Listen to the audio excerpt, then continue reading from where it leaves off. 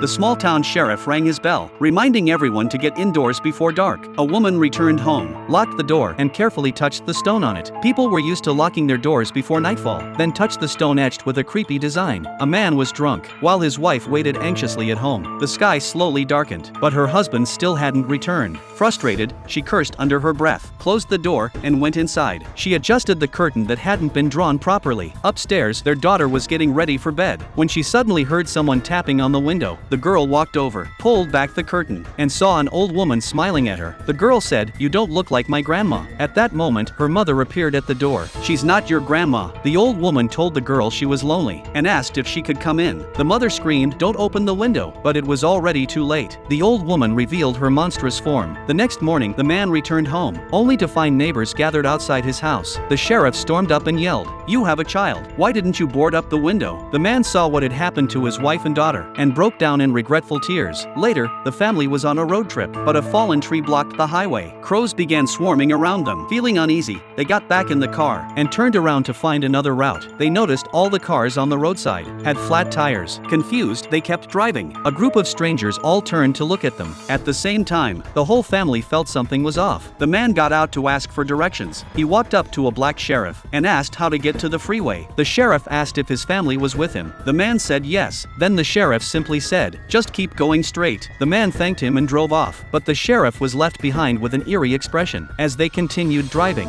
they suddenly realized they had just been at this same place. The man insisted that was impossible. Then a car approached from the opposite direction. The woman wanted to ask what was going on, but the car suddenly sped up. The man swerved to avoid it, and their RV veered off the road and flipped. The man got pinned by a tree branch, and no matter how hard he struggled, he couldn't break free.